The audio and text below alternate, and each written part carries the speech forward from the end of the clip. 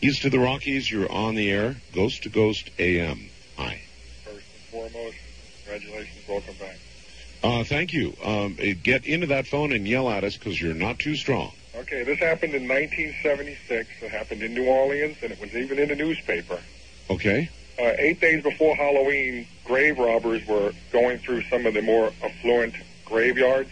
Yes. As you know, we bury our people in tombs above ground. Yes. Well, like I said, we have it for 8 days, and on November 1st, All Saints Days, when people go all the time to clean up the graveyards, Yes. they found a young man walking around a tomb, and he was repeating to himself, I'm sorry, was pulling his hair out, he was beating himself, anything he could to hurt himself. Well, they called the police, and the police got him and put him in their car. When they go to look at the tomb that he had been walking around, they noticed that it had been broken into. When they went into the tomb, they found his accomplice sitting in a corner, eyes wide open, face completely drained of blood, almost powder, like baby powder white, holding a porcelain doll. When they looked on the outside of the tomb, it was a 5-year-old girl had been buried after the scarlet fever epidemic. Oh, my God. That's a true story? That's a true story. To this day, I will not go back to that graveyard where my grandmother is buried. I don't blame you for a moment. Bless your heart, sir. Thank you. Weird. Anyway, do you have a story for us? I do. Ever since I was a little kid, I've always seen weird stuff. But when my husband and I bought a house about 6 years ago, which we still live in, right? A few months after we bought it, I had some shelves, and I had, like, little knickknacks and stuff on it. Right. And I have 4 kids, and every once in a while, all the little knickknacks would be turned around, facing backwards. Oh. And so I'd always go to the kids and say, now you gotta leave my stuff alone. Stop playing with my knickknacks and stuff. And they'd always say, oh, we didn't do it. So one morning I got up, and I go into the living room, and they're all turned around again. So I turn them all back around, and I go and find the kids, and I say, now listen, I'm telling you for the last time, you got to leave my stuff alone. I go back in there, I mean, this is like maybe 1 minute later, and they're all turned around again. And you had been with the kids, so they could not possibly have done it. Right. I mean, as soon as I turned them around, I went and found the kids, and came back, and they were all turned around again. Yeah, at this point, I'd go get the kids and get the hell out of there. What did you do? Well, it wasn't like a scary feeling, it was just like weird. And then, would have scared me. The scary thing that happened though was, my son, he was, I think, 6 at the time, and, he's in the back bedroom, and one night he said that he saw something in his closet. And being 6, we went and turned on the light and looked, and there's nothing there. So we told him to go back to bed. And my husband and I came back out to the living room, and all of a sudden we hear a bang, bang, boom, and coming like from his room. And he just screamed bloody murder. And we ran in there, and all of his coats and stuff were swinging in his closet. So we told him he didn't have to sleep in there that night, and the next day I called our pastor, and he came over and blessed the house. That was pretty freaky. And did that stop it? No, not completely, but we've prayed and prayed a lot since, and it has stopped now. And the other thing that used to happen in this house was we have an attic up to a door up to the attic, and it used to open and close and open and close just a little bit. Right. And I told my husband, and he said, well, it's probably just a draft. And sounds like every horror movie I've ever heard. In other words, they always say, it's just a draft. Right. And then somebody ends up mangled on the floor. Right. And so a couple of years ago in Oregon, we had a really big windstorm, and that door never moved during that huge huge windstorm. And, it was always when, you'd say, oh, it's a draft, and you look outside, and the rose bushes, moving a little bit. It's just a little tiny wind, but when it was really windy, it never moved. And I've got you. And it's never happened, since all this other stuff has stopped. And well, that's good, because I'd have left the house, actually, long before that. I really appreciate your story. Thank you. Good night, Art. Good night. So there you are. I'm chicken. I mean, if I were to go to a closet and I were to see Coates Wildly swinging back and forth in a closet, I'm out of there. I'm really out of there.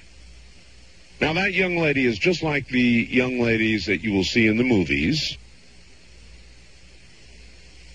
Young ladies with usually low-cut dresses. There'll be a sort of a clanking noise in the basement. And the young lady in the low-cut dress or blouse will immediately go where? Down to the basement. And I don't have to carry on the plot from there. You know what happens. So I wouldn't do that. Would you? Would you really? I mean, would you really? If you went to a closet, you opened it up like that young lady just said, and everything swinging back and forth, would you just dismiss it? Things being turned backwards by invisible forces, would you just dismiss it? Me? East of the Rockies, you're on the air. Hello. Good morning, Art. We are so thrilled you're back on the air. Oh, thank you. We have all been sending you positive thoughts, protection, anything we could to try to help you get back on. Thank you. Where are you, by? I'm in Fort Smith, Arkansas. I'm sorry. This is Marcia listening to you on KWHN 1320 AM. Thank you. I wanted to call and tell you about the 3 ghosts that allow us to share their home with them. We have George, Bernadette, and Geraldine. How do you know their names? I have been in communication with them since March of this year. And how did that begin? I have gotten into automatic writing. I first communicated with my spirit guides and my dead husband, who, by the way, has now gone to the light to rest and prepare to come back. So I am a firm believer in reincarnation now. Don't you miss Dreamland Sunday? I will try not to. I wish I had a computer so I could call in tomorrow and tell you about my communications with him, because it's fascinating. Anyway, George, of course, Fort Smith is right on the Arkansas-Oklahoma border, home of Judge Parker, the hanging judge, the gateway to the Indian Territory. Oh, yes. And George was a shopkeeper back in the mid-1800s. He made quite a bit of money from his shop, and he also made some money selling alcohol and guns to the Indians. Not quite the honest, upright citizen. And come to find out, his son killed him to try to find his money, which he had buried in several fruit jars. And the way we found out about it is that my son, a couple of years ago, purchased a sword, Excalibur type sword, 4.5 feet long, has the dagger in the hilt, very fancy. I have one of them. He awoke one night and found it floating about a foot above his body, parallel to his body, just suspended in air. He looked at it, he said, okay. Thanks a lot. I've got that exact sword, a big, heavy, 5-foot-long sword. Yeah. Excalibur, in fact, it says it, and it's got my name inscribed on it. And it hangs in my living room. So I really appreciate this story tonight. Thanks a lot. So here it is, hovering above him, huh? Mm-hmm. And Jimmy just looked up at it and said, okay, put it down, leave it alone. They never bothered it again. But what kept him so calm during that episode is that they had played with his Hot Wheels vehicles in the past. He'd wake up in the night and see his cars moving around on the floor. But the most interesting thing about our ghosts? Yes? Geraldine, the third one I mentioned, is a cat. Is a cat? Yes. A cat ghost? Yes. We have seen her. We've caught glimpses of her. And how much, you say glimpses, kind of like something you see out of the corner of your eye, that kind of deal?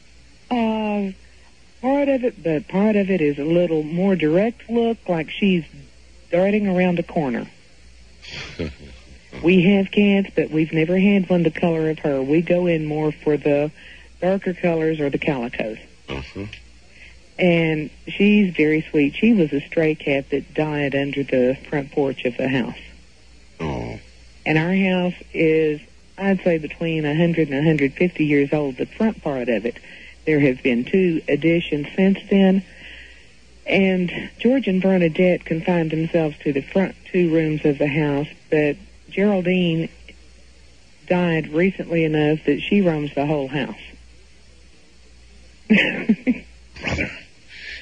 All right. I appreciate all of this. We're going to have to communicate, you and I. I would love to. I have had so many experiences the last 2.5 years. I was brought up Southern Baptist, and I have had to completely reevaluate and rethink all my belief system. Well, I'd love to share. Believe with me, you. it would do that. All right, don't you miss Dreamland Sunday, all right?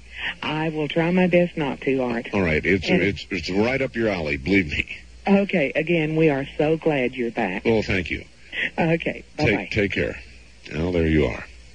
West of the Rockies, you're on Ghost to Ghost AM. Good morning. All right, Art. This is Tamar in Los Angeles calling. Well, hi there. Hi, you remember me from the Mediterranean cruise? I absolutely do. Of course, I will never forget your name. Well, thank you. Thank you. A couple years ago, I took my daughter on a trip to New England. Actually, we were on the college tour to see which school she was going to pick for college. Right. And we went to see University of Vermont in Burlington. And after we had finished visiting the school, we wanted to drive around the area. We took a ride up to Stowe. And on the way, we saw this really neat graveyard. And she's extremely interested in graveyards, and so she asked me to pull over, because, you know, in New England, they're very ornate and really neat-looking. So I wasn't interested. I kind of stayed in the car, and she was walking around the graveyard. And then all of a sudden, it started to rain. And I don't know what possessed me to do this. I got out of the car, and I said, "Hey, guys, get up. It's raining." And my daughter said, "Mom, what are you doing?" I said, "I don't know." And, you know, I just, "Hey, get up. It's raining." Mm. So we get back in the car because we were getting wet. And we left the graveyard and went on our way. And as it started to get dark, all of a sudden the lights in the car started going off and on. And at first we didn't think anything of it. And then my daughter thought that I was doing it. And she said, "Mom, quit playing with the lights." And I said, "I'm not doing anything." And she said, finally she said, "No, you must be playing with the door, because when you open and close the door, the lights go on and off." Of course. I said, "No, it's not me." And I put both my hands on the steering wheel. And then they started, as the time progressed, they started going off and on really frantically, very fast, and kind of a, you know, not at a kind of regular kind of on and off, but just kind of randomly. Uh-huh. And we were both really, really freaking out. And, Yeah. you know... So many brave people. I mean, I wouldn't, at that point, I'd not be in the car. I would probably open the doors, I'd check the switch, I don't know what I'd do, Well, but if it kept going, I'd be gone. I found a gas station finally, because it was very dark, and it's not like in Los Angeles where the streets are all light and bright. It's very dark in New England. I finally found a place to pull over and go in this gas station, and then we came back out into the car, and I was like a nervous wreck. I mean, I was just really blown away. I was so frightened. And so, first of all, I called in the light, which was, you know, put a light of protection around whatever it was doing, whatever was in there doing it. And my daughter had a heart-to-heart talk with this thing, and she said, look, you're really scaring my mom. Now, we're going back to Burlington, and if you want to come along with us, it's fine. You're welcome to be here. We're happy to have you come with us, but please quit playing with the lights, because my mom is getting so scared she can't drive. So you're reasoning with whatever this We is. did. My daughter was, you know, she did it because, I was just putting the light around myself just for protection, but she felt that she would tell him that he was welcome, he or she, whatever it was. And as soon as she did that, and we got back in the car and drove away, it didn't happen again. And when I turned that rent-a-car in, I told the people what had happened, and I said, I want you to check out all the wiring. I want to know if anything was wrong with the wiring in that light system. Right. And I called them a few days later, and they said, I'm sorry, we had this checked out, and there was nothing at all wrong with that lighting system. And they had no explanation for me as to why the lights were going on and off. But you know, don't you? Of course I know. I know that someone came back with us to Burlington. Well, that's New England, and it's old, and it's not surprising to me. No, These things are real. For sure. Listen, bless your heart. Thank you. Thank you, and take care. She was along on the Mediterranean cruise. That was a lot of fun. Boy, oh boy. Wild Card Line, you're on the air. Hi. Hi, Art. How are you doing? Well, you're listening. Well, good deal. So you know it's kind of a wild night. It is. It's glad to have you back. You know, fortunately, I've had the opportunity to get through to you a few times.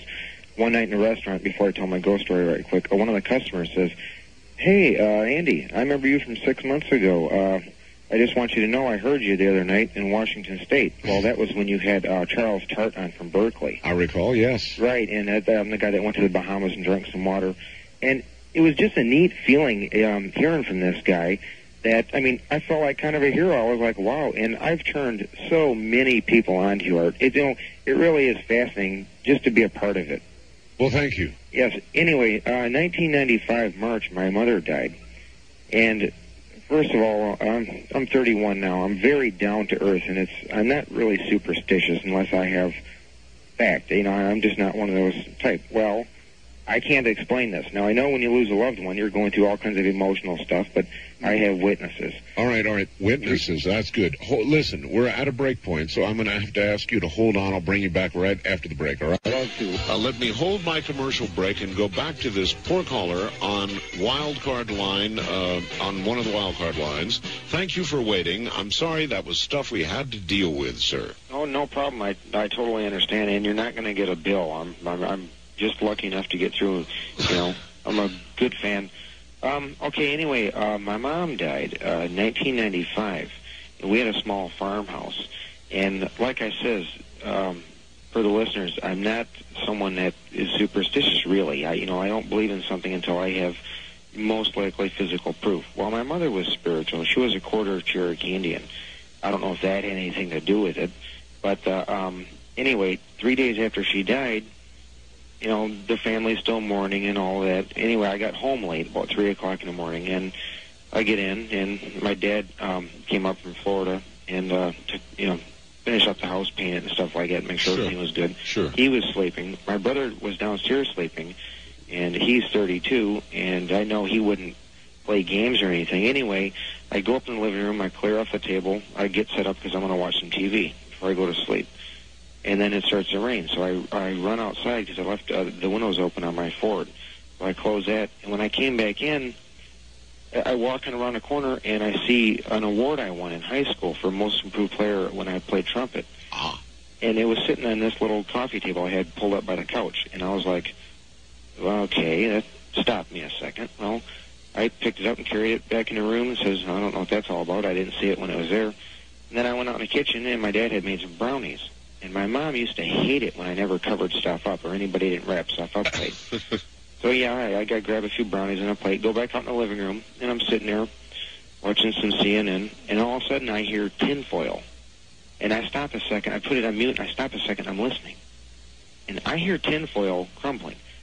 So I jumped up, and I flew around the corner, and the tinfoil was nicely tight around the edge.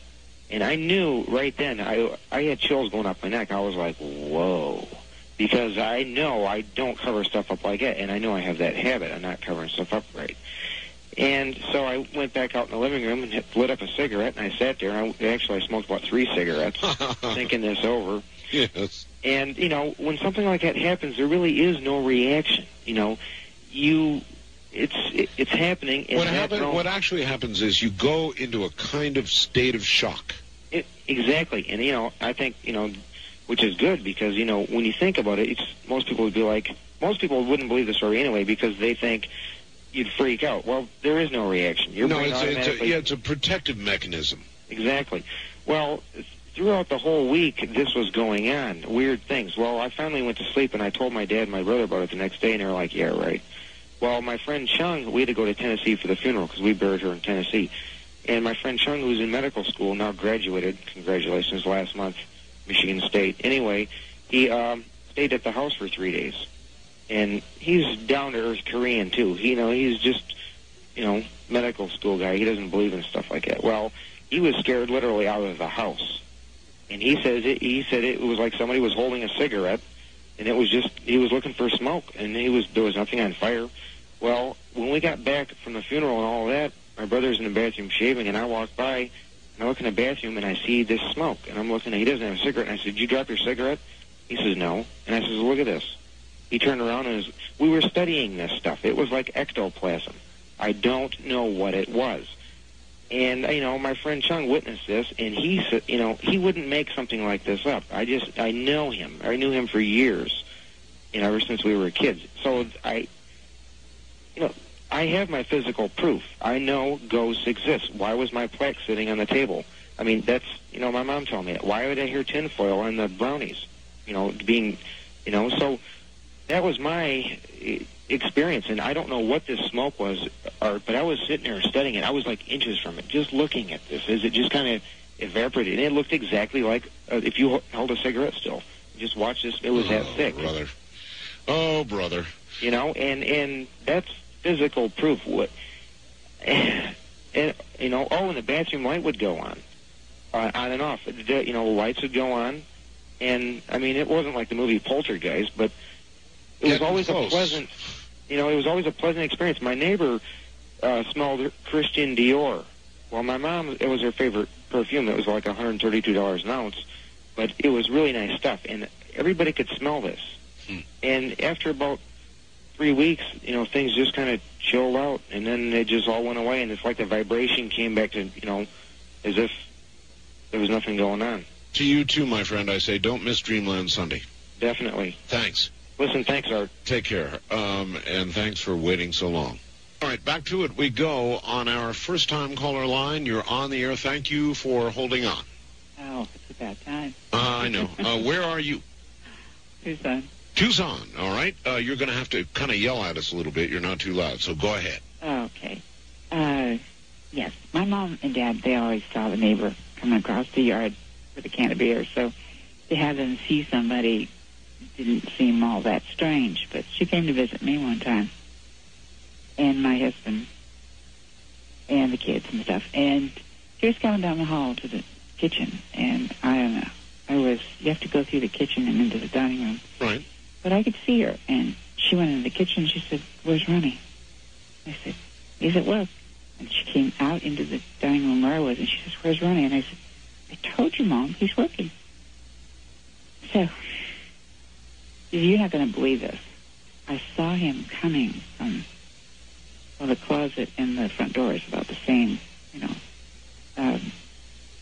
distance apart, but there's a space in between where there's more room into the living room than there was. It was a closet. Right. I saw him coming from the closet into the kitchen. He was wearing shoes. They were untied, no socks, pajamas, and his robe. And I said, "You're not going to believe this, but I saw that too." And the minute I got into the kitchen, it left my mind. Like it just erased it. Like if I'd have remembered it, I'd have been so scared. But he isn't dead. He was not dead, and he still isn't. So what do you think you saw? Well, what we saw somebody that looked just like him. And I don't know. I've never heard that. Never heard anybody ever tell anything like that. Has it occurred to you to think about the nature of time? You mean that someplace in the future? Or the past? In other words, if you're seeing an image or an apparition of somebody who is presently alive, then obviously we can rule out the fact they're a ghost, right? Well, it was something. Yeah, it was something, all right. Okay, thank you very much.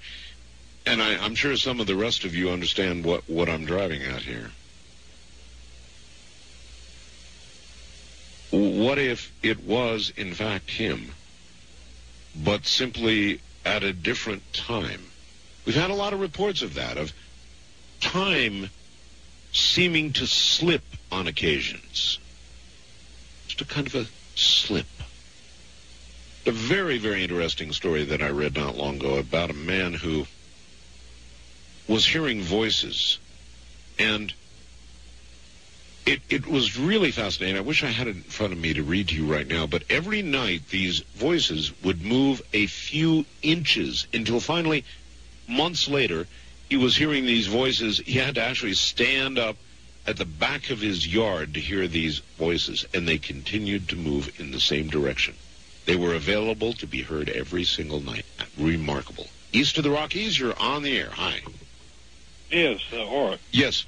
This is John in Alabama. I listen to you on JST 640 AM of Atlanta. Hi, John. I've got a ghost story for you, but it's also actually a question about whether a community can be involved in a sighting. A whole community? Well, a small area of a community. What happened was this sighting took place between me and we know of 8 of 10 of the people that were with us that night. We were all in separate areas. A friend of mine was killed in a car wreck. We were about 12, and we had a game we used to play. We called Spotlight. You take a flashlight at dark, and you go out and flash people in the light, and they're it. You know? Yes. Well, we're all spread out over this hill, and my next-door neighbor, I was going around the side of his house, and I still get chills thinking about this thing, but came up to me and asked me where his mom and dad was. And I told him they had left earlier that night going to a revival down the road. Mm-hmm. And didn't think any more about it.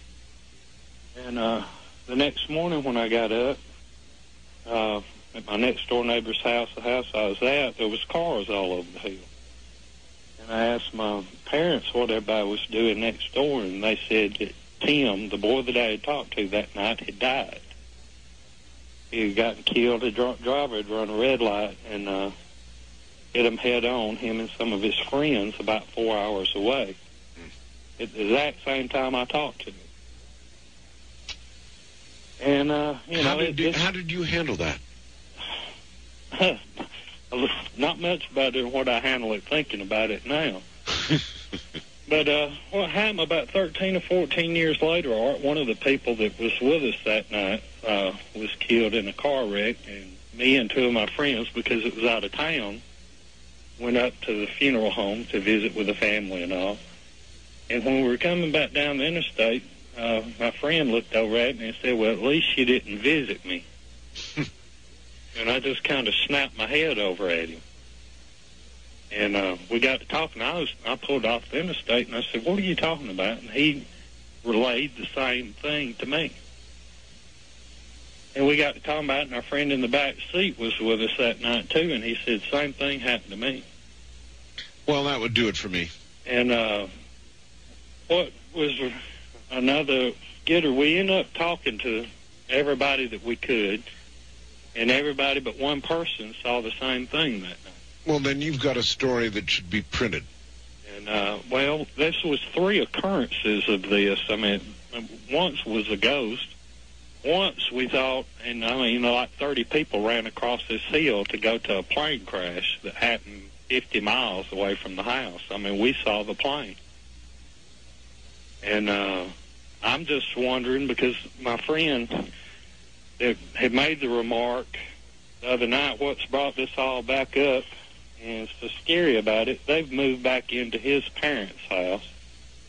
And he calls me about a week ago, maybe 10 days, asked me to meet him for coffee, and I did.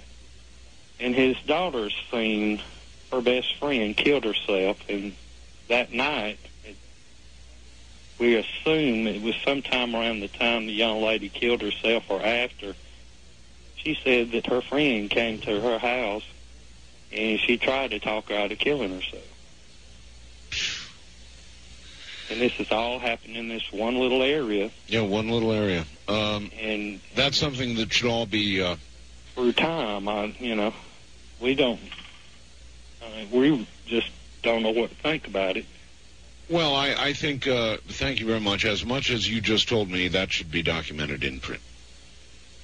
I would think that a journalist should be in contact with you, and that with so many witnesses, so many people telling identical stories, what you just said was important enough to be documented as proof. More than just anecdotal proof. Mass hallucination, maybe? That's a lot of coincidence. West of the Rockies, you're on the air. Hi. Hi. Where are you? I'm in Aurora, Colorado. And I can barely hear you, so you're going to have to yell at us. Okay, can you hear me now? Sort of, yeah, a little better. What is your first name? My name is Paula.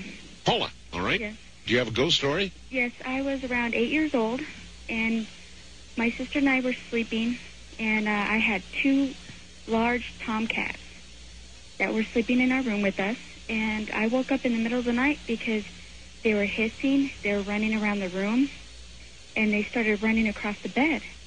So I woke up, and I looked towards the door, and there's this huge object, it looked like a dog, huge object by my door, and I was terrified, and my older sister was sleeping with me. And I woke her up, and she seen the same thing. It was a dog. A dog? Like a huge dog. And that would cause cats to hiss, all right. Yeah, and my cats were terrified, and they usually they'd never done this before. So what happened? My sister finally got enough nerve to move over to the lamp because it was closest to the door. We turned it on, and it disappeared. Just like that, huh? Yes, and we told our mother this. And she just ignored it, said that we were just making it up. And we're going to try and get the rest of this story, if I can find this young lady among all these lines, because I forgot where she was. West of the Rockies, are you there? Yes, can you hear me? Okay, that is you. Yeah, you're really going to have to shout at us. Anyway, the apparition of a dog, the lights went on, boom, the apparition is gone. Then what? Our cats were still terrified. They were in the corner. They would not move. And the next morning, we told our mother this. And she just blew it off, said that, we were just making it up. Right. Our imagination was just going wild. And we were terrified of that room after that. We wouldn't sleep in there. We slept in the living room. And a few days after that, we lived in a 2-story home.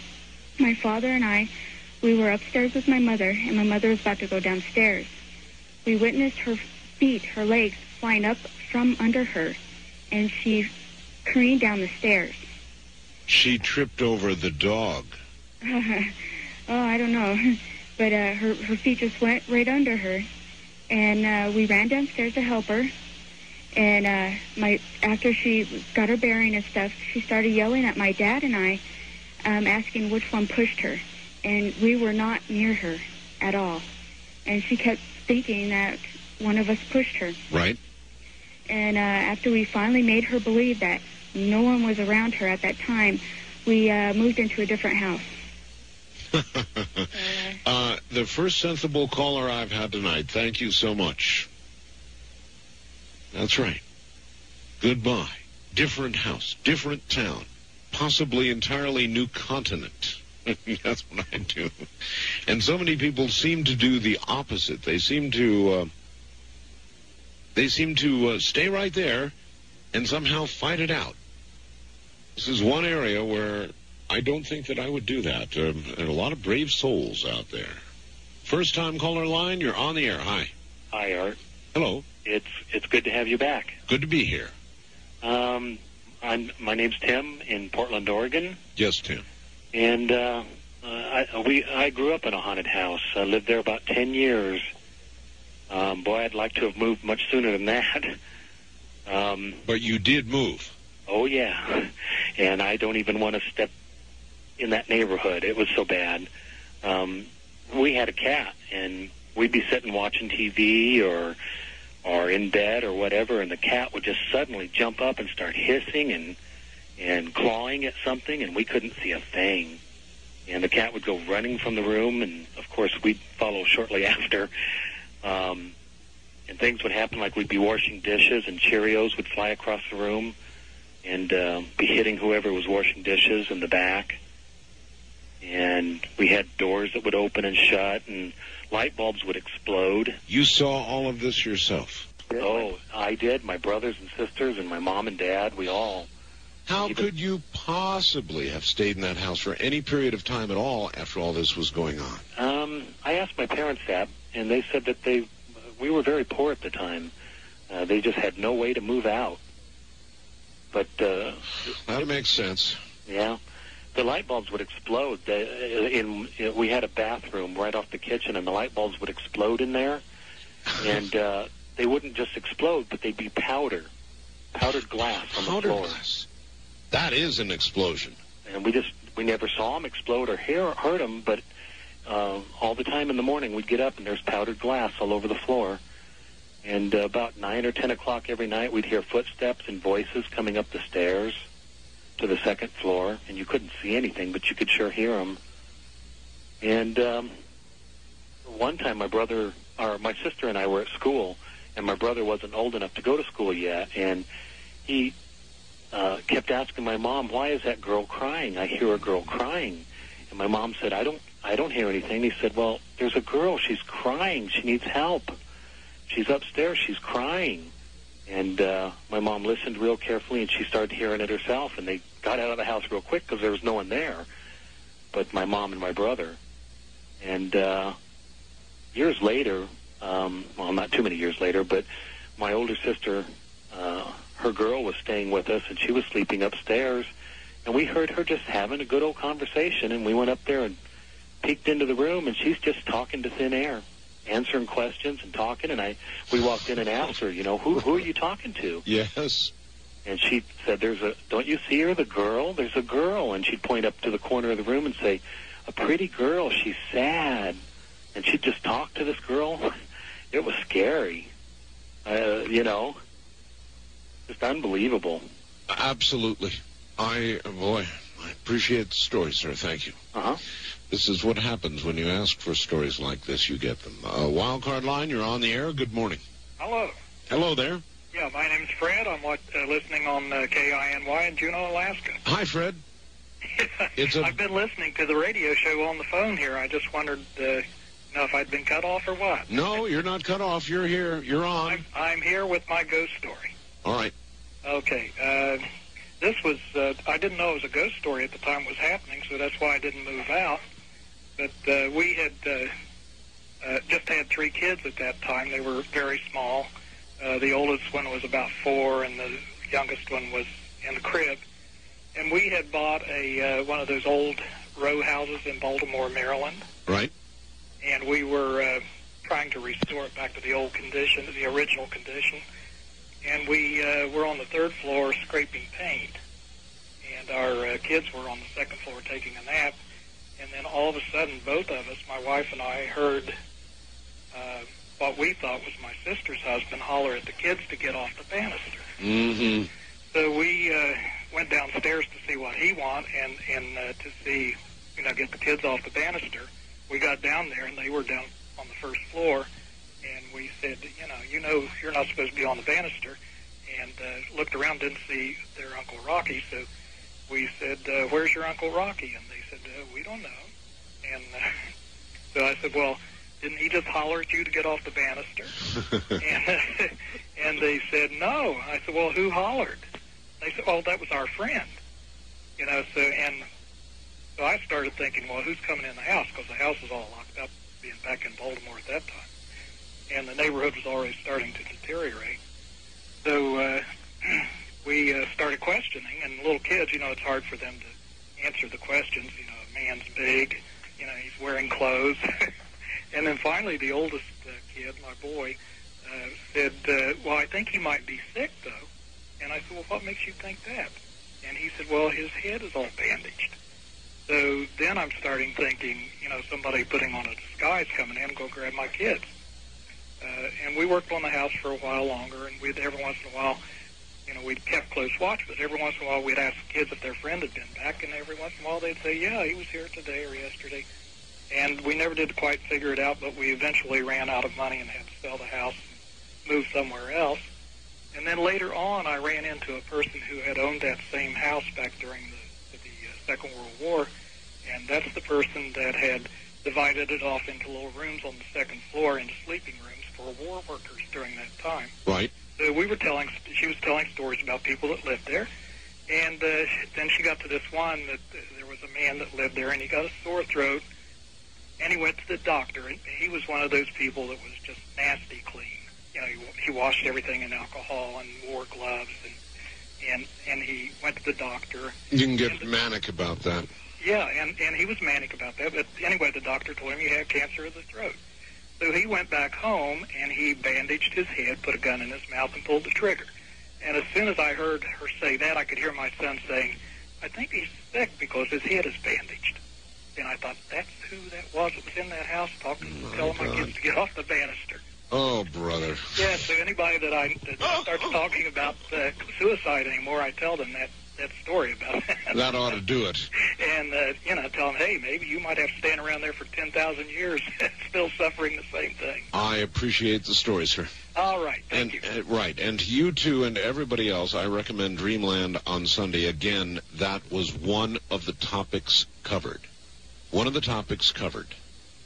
Just absolutely a remarkable show. Coming up this Sunday on Dreamland, it was ostensibly to be about the period of time between lives, between incarnations. I think you'll find it absolutely riveting. All right, here we go. East of the Rockies, you're on Ghost to Ghost AM. Good morning. Good morning, Art Bell. Wonderful to have you back. Thank you. Good to be here. I guess we'll start with myself at the age of 15. All right. My uncle, who I was very close to, passed away rather suddenly. Took all of us by surprise. Of course, we went through the regular period of grieving and all that, and no big deal. Okay, 2 years later, at the ripe old age of 17, my parents and I had moved into a new house. And one night, I woke up to see my uncle standing at the foot of the bed. And of course, I spoke to him. Uncle Ken, is that you? Why are you here? And he relayed to me that he was there sort of as my guardian angel, that he had been watching over me and would continue to watch over me for the rest of my life. And I thought, yeah, okay. So next morning, I woke up, I got up, and I brushed it off as a dream. He had told me the night before that he had come from the well under the house. And I thought, well, there's no well under this house. We're in a city, we're on city water and all that. There's no well. So I went to have breakfast with my mother and father, and I thought, well, I'll ask them without making them think I'm crazy.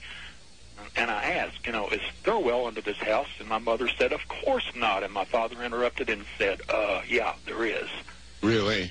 And so he had it dug when the house was being built on the slab because he didn't want to have to pay the extra to have the water hooked up from the city, because if you had a well, they charged you an extra tax or something. That's right. Anyway, to this day, and I'm now your age, a DJ at a country radio station in western Kentucky. My name is Daryl, by the way. Yes, Daryl. To this day, when I have a stressful time in my life, when I need an answer, he's there, and he tells me what to do. In what form? Standing at the foot of my bed.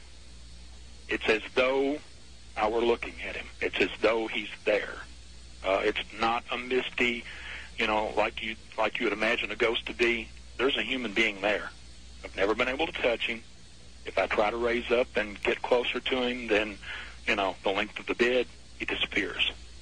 And he always, as he disappears, he tells me, this is as close as we can get. But what's more incredible about all this is that the last time I talked to him, the last time he came to me, was 3 nights after you went off the air. I was lying listening to a repeat. He came to me. He told me, don't worry, he's coming back. And I thought, oh, no, this is something wild. He said, no. He mentioned Ramona. He said, you and Ramona are more tuned into the spirit world than you realize. And he said for me to get in touch with you and ask you about, not ask you, but tell you about the antenna. Does that mean anything to you? Yes. Okay. You want to say now, oh, my God. Oh, my God. Yes, anyway. the antenna means something. Great. All right, I appreciate the call, sir. Thank you, and I don't even want to talk about that, actually. But yes, that means something. And I have a feeling you knew something from somewhere else or something else. Well, west of the Rockies, you're on the air. Hello. Hi, Art. Hi. I knew you'd be back.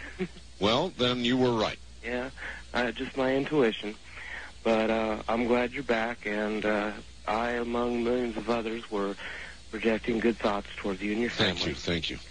Anyway, the story I'd like to tell occurred about 12 years ago in Klamath Falls. I'm in Springfield, Oregon, and my name's Robert, by the way. Yes? Anyway, it was about 12 years ago, and me and 4 of my friends, we were at one of their houses. And I want to stress right away, none of us were doing any drugs or alcohol. Okay. But as the night progressed, we were just having a little get-together. Some strange things started happening. The first thing was my friend Vince noticed that across from his trailer, there was some train tracks. And on the other side, there was a box. I guess it's for the track switching mechanisms or something. Yes. And he noticed that there was something moving over there. It was really dark. Really dark, and he couldn't tell what it was. And he said, hey, guys, come look at this. So we went over there, and we took a look, and we all saw that there was something moving over there, but we couldn't quite tell what it was. Mm-hmm. Well, after a while, we just brushed off, and it was probably nothing, just, shadows. The wind was blowing a little bit. And we went back to what we were doing. About 15 minutes later, we hear this loud wham on the door. So we fly open the door, and there's nothing there. We're looking around. We come out and we look around to see if it's someone playing a trick or something. And when we went back towards the door, it had swung shut, and there was a handprint on this door. Mm. And this handprint wasn't, I don't know how to explain it, but it didn't look like you would expect. And it was a brand new door, a brand new trailer. Well, we thought, this is just too weird. We looked around again. We went back in. We went back to what we were doing, a little weirded out. But after a while, we heard something from across the tracks, and we looked, and we could see these forms moving again. And as the night progressed farther and farther, these forms would move out. They'd come down into the dip where the tracks were and back up, moving around, darting around, just really strange. And I mean, it was just, every one of us were pale as a ghost, and our hair was standing on end. It was just bizarre.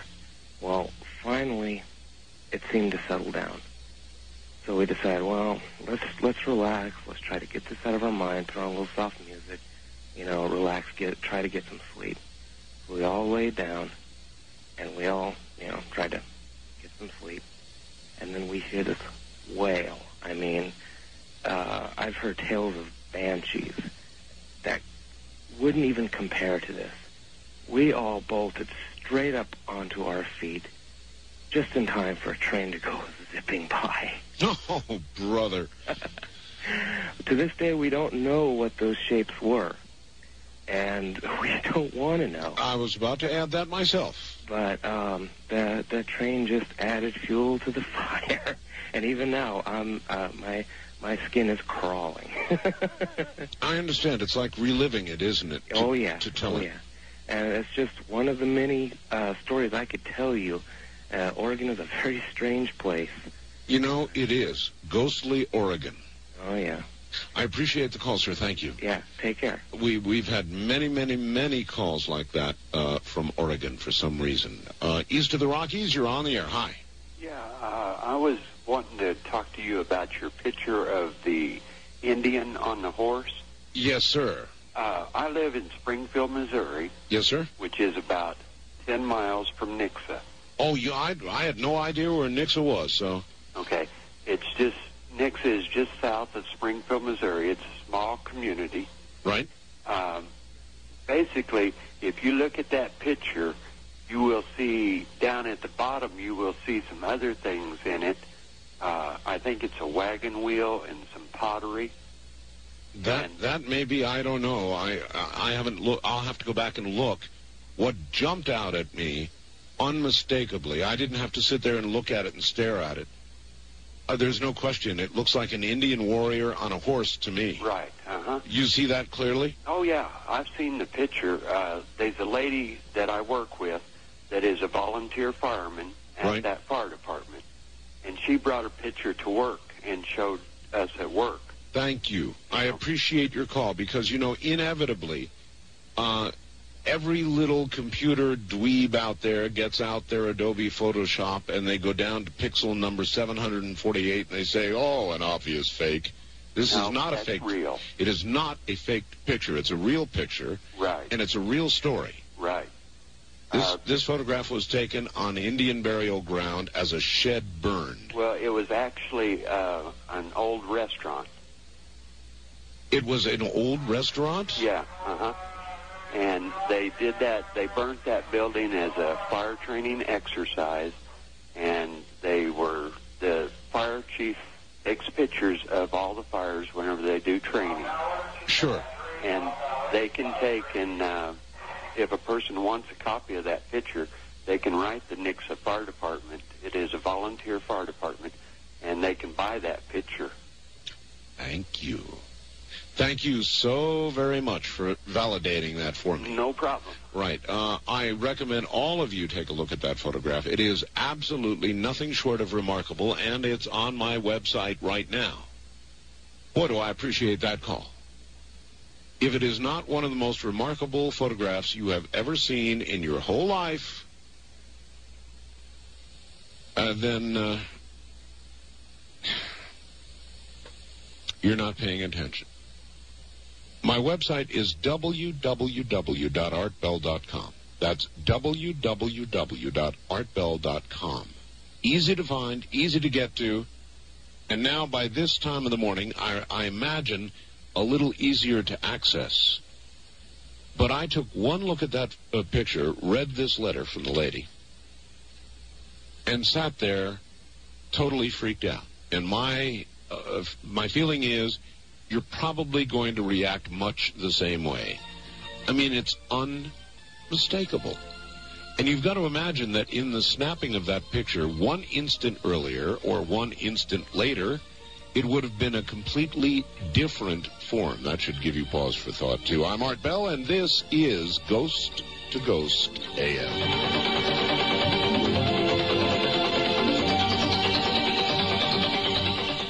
Fine. Where are you? Oh, I'm the Oregon cat lady. The Oregon cat lady? Yeah, wake up, Mom. I got through. She kept encouraging me to call and let you hear my ghost story. All right, fire It's a California ghost story. It's not an Oregon one. Well, there's a lot of transplants. Yeah, I know. I'm one of them. I was managing a tavern in the late 70s, and there's no drinking involved here or otherwise. And there were 2 ghost sightings I had in that establishment, and they were both daytime sightings. The first one was there was a tree in the middle of the establishment. It was cut off at the top, but for some reason they built the building around the tree. And it was a beautiful summer day. The front door was open. I was the only one sitting at the bar and wishing I was at the beach. And all of a sudden I saw it looked to be a young man in his 20s, and you could kind of see through him. And he was peeking from around the tree, and you could see his hands on the side of the tree, and you could see his head and his shoulders. And the minute my eyes realized what I was seeing, it was like he instantly recognized that I was seeing him, and he kind of went, oh, no, she sees me. You could just see that expression in his face, and then he hid back behind the tree. So I got up, and I walked over the tree and looked behind it, and no one was there. And the next time was a Friday, payday, 6 o'clock in the afternoon, after work crowd, and it was standing room only.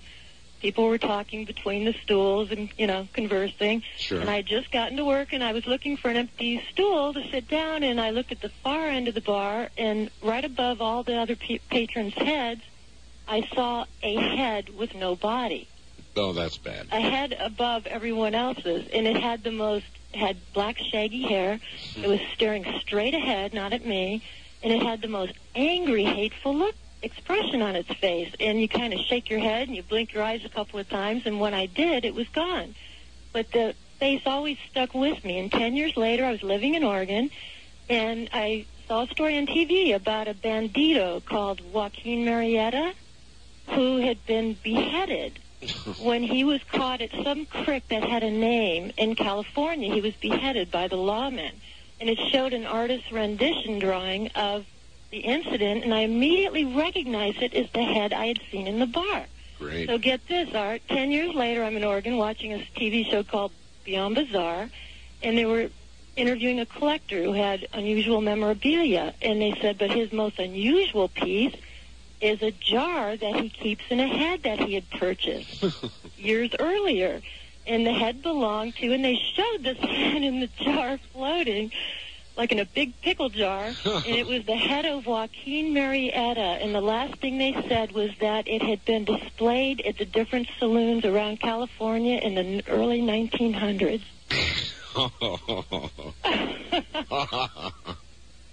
Which I had no prior knowledge of any of this. You're not over this yet, are you? No. What would you be? No, absolutely I'm wondering what's going to happen in the late, 10 years from now. One can only imagine. Dear, thank you. I know. All right. Take care and good luck. Thanks, Art. Have a good night. Keep your head on. Yeah, and keep all your cats in for Halloween. Oh, we definitely are. Thank you. Okay, great. Good night. Good night. We have black cats. You always keep those in on Halloween. Actually, I keep them in all the time anyway. East of the Rockies, you're on the air. Hi. Hi, Art. This is Jerry in St. Louis, Missouri. Hello, Jerry. Hey, Art. Several years ago, I do security work, and I was working in a nursing home. Me and my partner, Tony, was in the lobby of this nursing home. We saw the elevator door open up and an elderly lady walk out and into the cafeteria area where everybody sits for dinner. Right. Me and Tony went in there, and there was nobody in there, and we searched that place from front to back. I'm not kidding you. Nary a soul. Nobody. I still get the heebie-jeebies when I think about it.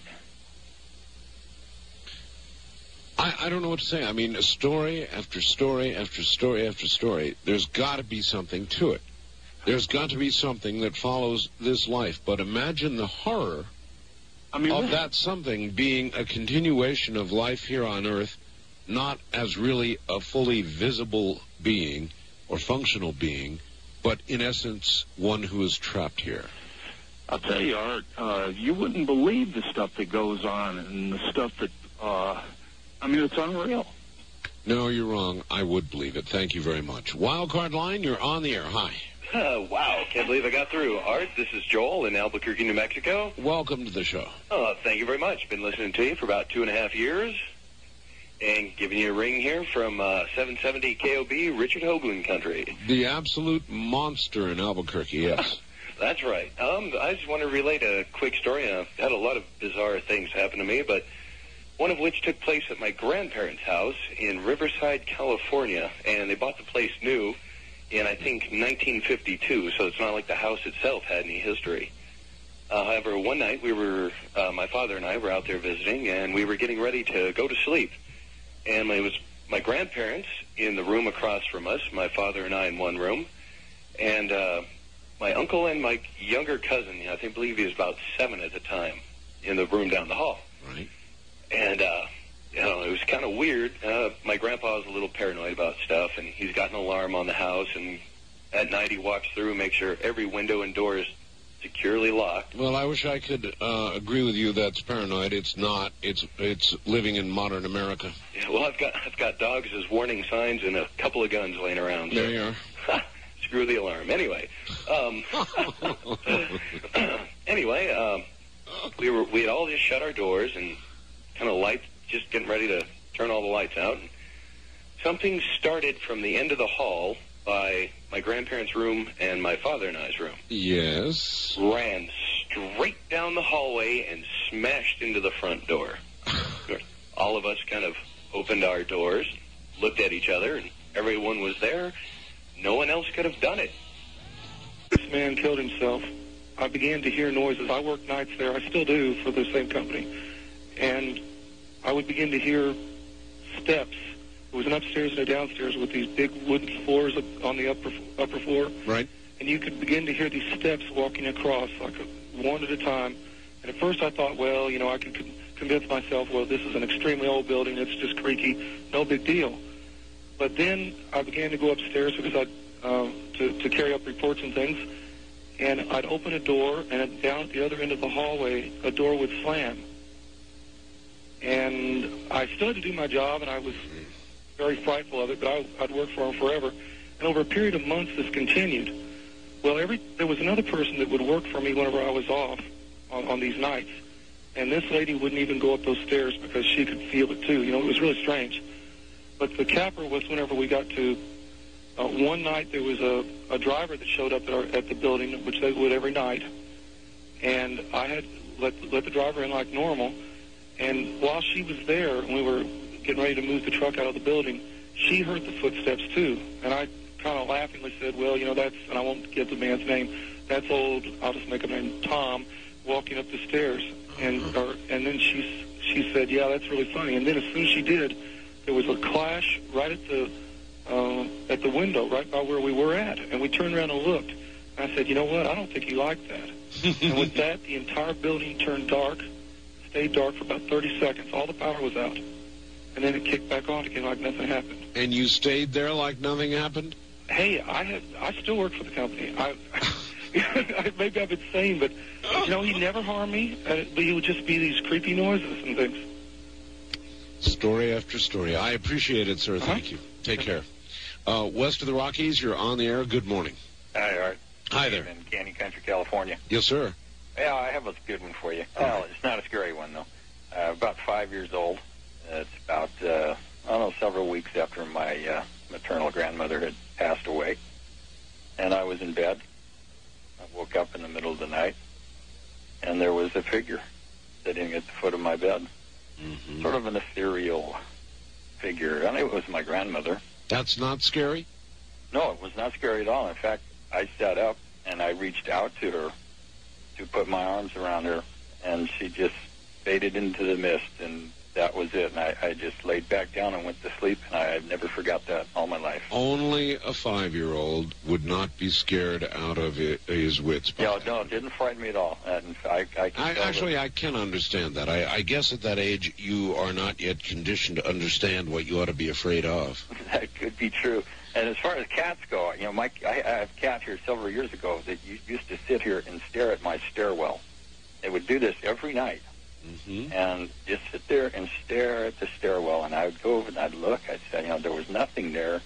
I thought maybe he's looking at a fly, you know, or something. Sure.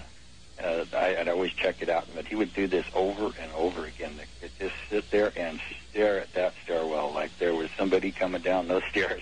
And that one kind of spooked me. But I was a little older. That's because cats see things we don't. I think they do, Art. And listen, as far as the signal from space. Yes.